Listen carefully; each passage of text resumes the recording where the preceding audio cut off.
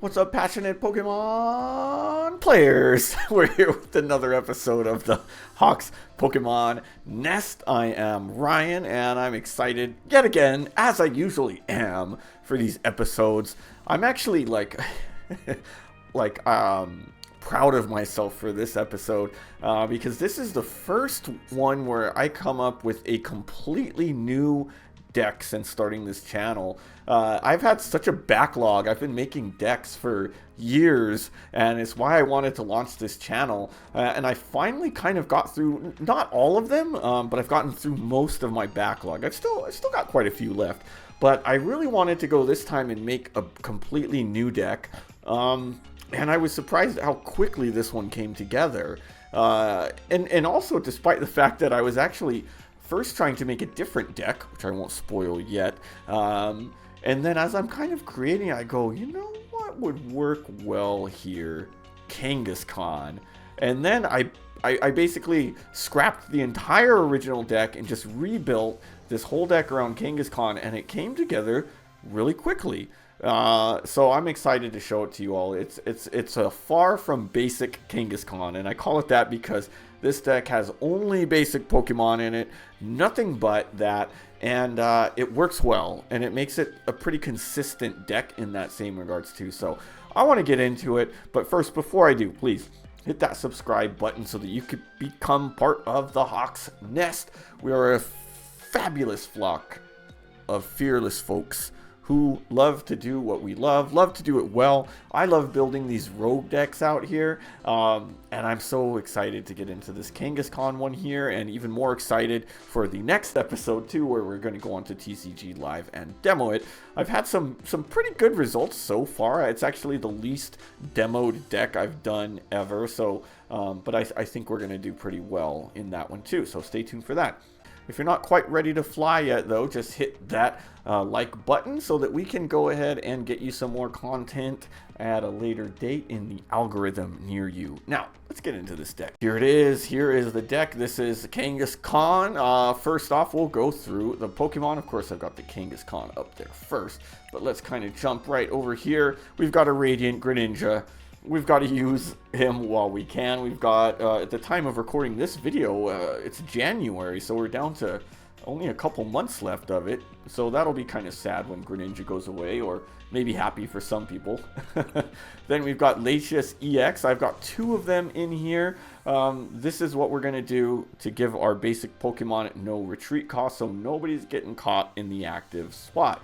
Only two. I think that's plenty. This isn't an attacker. We don't even have energy for it to be able to attack.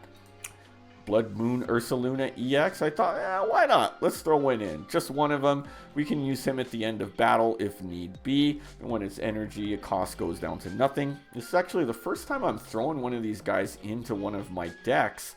I've kind of thought about it, but just haven't really found a spot for him. So here we go. And then I've got 4 Bouffalant. Now, this one is just a great Pokemon for this deck. As long as you have at least one other Bouffalant in play, all of your basic colorless Pokemon take 60 less damage from attacks. So that is how we're going to get that Kangaskhan beefed up. As we're going to see, Kangaskhan, here she is, right? Kangaskhan's they're all female because they have the little pouch, I think. So that's going to kind of, in essence, give Kangaskhan 290 HP because it's going to take 60 less, in essence. So triple draw 3 cards, use it in a pinch. This is what I'm here for, and this does make it a pretty RNG heavy deck, but I mean, we're having fun. I've done a lot of these recently, and it is fun. It does kind of like, you're like, oh man, when you hit 4 tails in a row, but doesn't happen too often. So it's incessant punching, and you're going to flip 4 coins and you do 100 damage for each heads.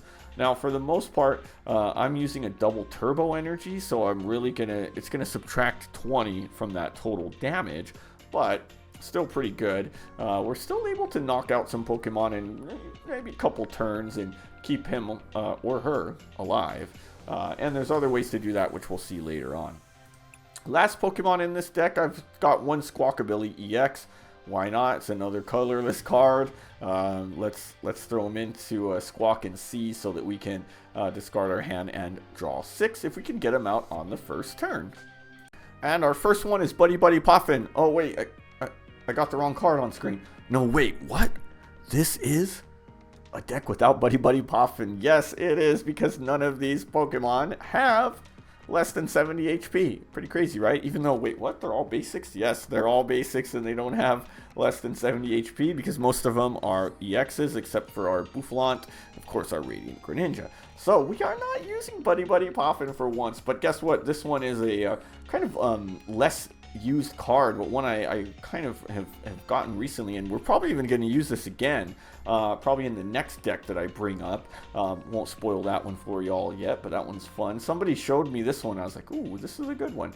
So it's Energy Lotto. So we're going to look at the top 7 cards of our deck, reveal an energy, put it into our hand, shuffle the rest of the cards back. So this is to help us find the energy that we want.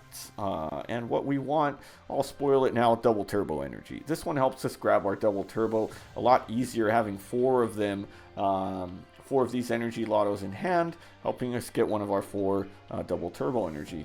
One thing you're going to notice about all of these supporters too, I had to get my joke in and then demo this card beforehand, is that we actually have 4 of every single supporter. I'm a person who is usually going with only about 3 so that I can have some flexibility and get different cards in here. This one I found, you know what, I want to go full on consistent. So it's got some of the least amount of supporters I've ever had in here because I've just got 4 of all of them. But it does show that we have different types of energy too, though. So let's move on. Nest Ball. We need Nest Balls because we don't have Poffins. 4 Nest Balls. Night Stretcher. 4 Night Stretcher is going to help us grab our energy back. Really, it's just helping get keep my flows going for my Radiant Greninja. Also able to get myself back my Bouffalant or whatever other, maybe even a Kangaskhan if he's getting knocked out, or shoot, Radiant Greninja himself. Trekking Shoes. This one was the last card to make the cut, and one that you may consider swapping out if you want, but I thought, you know what, let's get some extra draw power in here. Trekking Shoes are another underrated card that we might as well use it while we can because we only have a few months of it left. So I love Trekking Shoes when I can use them. Arven, I've got 4 Arvens in there. This is going to help us be able to get our tool card, which is going to be the Bravery Charm. I'll spoil that one for y'all. And then other item cards. We've got plenty of items in here between Trekking Shoes, Night Stretcher, Nest Ball, and the Energy Lotto. A lot of times you want to combine like a go-to if you've already got your bench full of the Pokemon you want. You want to try to grab the Energy Lotto and get yourself your double turbo energy along with your Bravery Charm. And then that's going to be mostly what we need for our Kangaskhan. And then Boss's Orders, got 4 of these bad boys in there. What else is there to be said? Iono, I got 4 Ionos helping us make sure that we can get cards in hand too and get our opponents down to having less cards. And then Penny. So Penny is one that's just a perfect card for this deck. One of your basic Pokemon and all attached cards into your hand. So to me, I want to use it as a priority to get my Squawkabilly back in hand so that he's not a target for an easy 2-prizer. But I also use it sometimes when I want to pull out my Kangaskhan that may be close to being KO'd if I have another Kangaskhan on bench ready to go. So that can help us not get prized out. And then Bravery Charm, 4 of these. Yes, so this, think about this. If you throw a Bravery Charm on your Kangaskhan, now he's up to 280 HP. And then if he's taking 60 less a turn, then shoot, that's a pretty beefy Kangaskhan there. As a basic Pokemon, now he's able to survive 2, sometimes even 3 turns, depending on how your opponent is doing here. So really great card. And then also too, sometimes I'm using those Bravery Charms if I'm thinking that my opponent might pull up like my Radiant Greninja or my Bouffalant to take them out and just take an easy prize card. Depending on, you know, if I've already got 2 or 3 of my Kangaskhan on bench with the charms, I've got 1 extra. You're rarely going to use 4 of them. So think about what to use your 4th charm on if you need to. All right. Then we've got into our energy here. Double turbo energy, 4 of those. That one is going to help us, our Kangaskhan, be able to attack quickly enough. Otherwise, it's going to take way too long to get them loaded up, needing 3 energy. So it's well worth the minus 20 damage that you're dealing. Then my A-Spec here, I kind of went back and forth and decided, you know what, I do want to go with this one. It's a Legacy Energy, so we're going to attach it, and then as long as the Pokemon is knocked out by an attack, damage from an attack, they take 1 fewer prize card. I did take note, and I found out the hard way going against a Roaring Moon deck when it just knocks me out without damage, that the A-Spec doesn't work, and I got so mad I almost took it out because of that alone, but I thought, you know, that's not going to happen very often. And then from there I've just got 6 basic water energy. And why all water energy? I haven't used it yet, but I thought, you know, I've got Radiant Greninja in there. In a pinch, maybe if things are going like super well, I might start loading up some energies onto the Greninja. But, you know, if not, it's fine. It's not like we need any other type of energy in there. And the strategy for this deck, pretty simple. Again, get Kangaskhan in active. Really, like I say, as soon as possible, because at the very least you're able to use triple draw. Even if you can't use the incessant punching yet, triple draw is going to let you draw a card for 1 energy. So just get him into active, because really you don't want your other Pokemon getting knocked out anyway. You don't want your Bouffalants out. You know, if he's inactive, he's usually going to be able to buy you a turn or 2 and help you to draw the cards that you need to really get going. From there, priority 2, I would say, is probably getting those Bouffalants and the Bravery Charm out. Although, in essence, you do want to get your Radiant Greninja out there, probably as priority 1 with your first Nest Ball, right? But then, you know, your Bouffalants and your Charm, so that you can let your Con take less damage and get more HP, right? Then you want to get your Turbo Energies so that you can let him attack. From there, get your Latias Ex there so that you can retreat at will. Also helps you not get kind of caught in the active. For example, if they want to get your Bouffalant up there with the boss's orders and just let it sit, well, sorry, buddy. He's going to be able to retreat next turn, right? And then Penny's going to help you to pull your basics out too. Let's say you don't have your Latias, you're not able to get it out there. Maybe you need to get a Penny to pull one of your cards out of the active spot, so that you don't lose a prize card, or especially that Squawkabilly, because we do want him out there. That's probably on turn 1 your priority with the Nest Ball, is get the Squawkabilly, discard your hand, you know, just flow through, use what we need, and then go from there. Strengths and weaknesses of this deck. It's a very consistent deck, especially compared to a lot of the decks that I have made on here, because I do get 4 of pretty much every card, so it helps us out here. Kangaskhan is really beefy when we get this Bouffalant out there, and when we get those Bravery Charms on him. For a basic Pokemon, he can survive, and we can cycle them through pretty easily, right? Another strength, like I said, it's only basics. We don't have to worry about evolving our Pokemon and, you know, having to pull the extra cards, which also kind of adds to the consistency of the deck. And then it can really hit hard for just 2 energy, you know, if you've got the double turbo and 1 other energy on there. And I mean, a lot of times then if you get a double turbo and the legacy energy, then when your Kangaskhan does inevitably get knocked out, they're only going to take 1 prize card. So now we've got a freaking Pokemon that can hit for 380. I mean, if in a perfect world, has like, what, 300 HP or something, more 300 plus in essence. And they're only going to take 1 prize card when they knock it out. So pretty cool, right? What about weaknesses? Can hit weak for 3 energy. I mean, if you just have some really bad luck, and sometimes you're going to end up taking 3 energy, 3 water energy to put on your Kangaskhan, and then you're going to roll 1 or 2 heads, and you're only going to hit for 100 damage, or, you know, if you're lucky, 200, or even 0. You know, you're going to get 4 in a row. It's happened to me.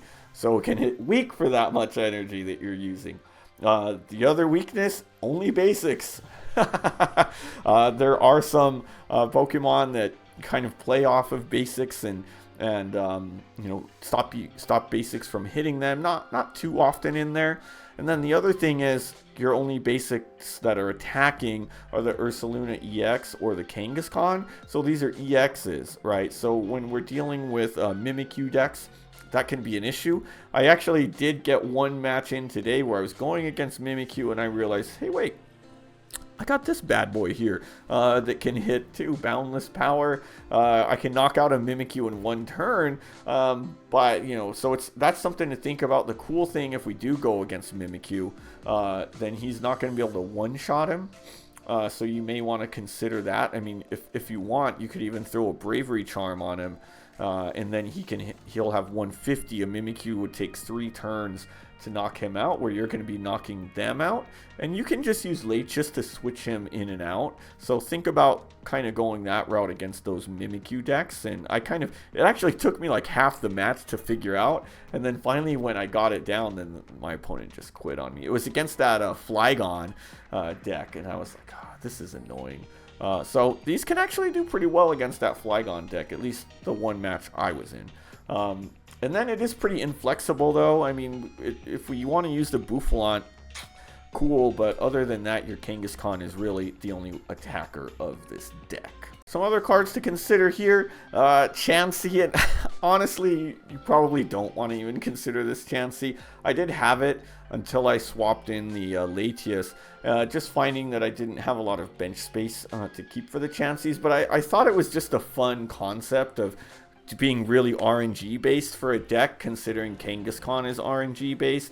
Maybe I can have them take one less prize card with the legacy energy, and then getting a Chansey on the bench, I could potentially take another prize card. Didn't work out. I took it out. You know, that is what it is. How about this one? Terapagos EX. If we did that, we'd want to go with the Area 0 in combination with it. I thought this one was a good one too, because it is a basic, a colorless, and then sometimes I do find that I run out of bench space. So you can use the Terapagos with an Area 0, but I did want to do that, but it would have cost me having to take out some other cards. If you do that, maybe you want to go no Latias and then go maybe 3 of some other cards, but I'm going to opt out of it, right? For the trainer cards, we have Prime Catcher. That one's always a good one to consider in this deck. You know, we may want to help get those Pokemon into active. We don't really need it to switch ours out, so that was why I'm like, yeah, I got 4 Boss's Orders. Don't really need it. Counter Catcher, I almost threw in Counter Catcher rather than the trekking shoes, but decided, I think the shoes are the way to go. You may consider throwing in some Counter Catchers if you go that route. Lost Vacuum, the first time I'd actually consider putting in a Lost Vacuum, because we do have the space for it if we wanted to go down to 3 of a couple cards in there, kind of help us get our opponent's tool cards out of there, or potentially even a stadium card that we don't like for example, if we are going up against Terapagos. We're not playing stadiums in this deck, so we have no way to remove them, so that one's one to think about. Hero's Cape is probably my second favorite ace spec, though, and really the only one I'd even consider over Prime Catcher, because look, I talked about how much we're making our Kangaskhan beefy. Bravery Charm is only giving us 50. Imagine that Kangaskhan with 330 HP taking now 60 less damage each turn. So that one's one to really think about. And I'm really on the fence if the legacy energy is worth it. But I thought about it, and I'm like, well, it may not always buy us a turn having the Hero's Cape over the Bravery Charm. So I'd rather go with taking one less prize card. And then the last one was Crispin. Now this one would require you to split your energy between the water and one other type, but you may consider, because we do have that Latias EX in there, and if you wanted to attack on the fly or an emergency with the Latias, you may consider swapping 3 of the water energies for 3 psychic energies, and then you can use the Crispin in that case. So that one's another route to go. You may go with like trekking shoes or something. I don't know what I'd switch for it, but it's a solid idea. Let me know in the comments what you think, and if you think it could work over something in this deck. All right, well, that will do it for this episode of the Hawks Pokemon Nest. I'm excited for this Kangaskhan deck. I think it's a pretty cool deck. It's relatively viable. I haven't had a huge amount of testing with it yet, but we'll see how it goes. We'll see. So if you liked what you saw, though, make sure you hit that subscribe button so you can become part of the Hawks Nest. We are a fearless flock of fabulous folks who just love to do what we're passionate about and love to do it well. If you're not quite ready to fly yet, though, just hit that like button, and we will see you in an algorithm sometime in the near future. But leave me a comment. Let me know what you thought about this deck. What are some other decks you want to see? As I kind of finish my backlog, I'm going to be building a lot of new decks, and I've got a week to do so between these videos. So really let me know what you think would work. Give me some ideas. I usually like to stick to Pokemon that I know, which is why you're seeing a lot of decks made with the first 150 and 250 Pokemon. But if I see one that looks fun and looks interesting, I'm always down to do it. In fact, I will give you a hint. For the next deck that we're going to be doing, the next deck will be one from the Scarlet and Violet era, with Pokemon from that era. It is one of my first kind of good decks that I made when I started playing again, and I did really well with it online for a while. So I'm interested in what you all think of that one when it comes out. So it'll be a newer Pokemon deck. But anyway, until then, though, we will see you next time.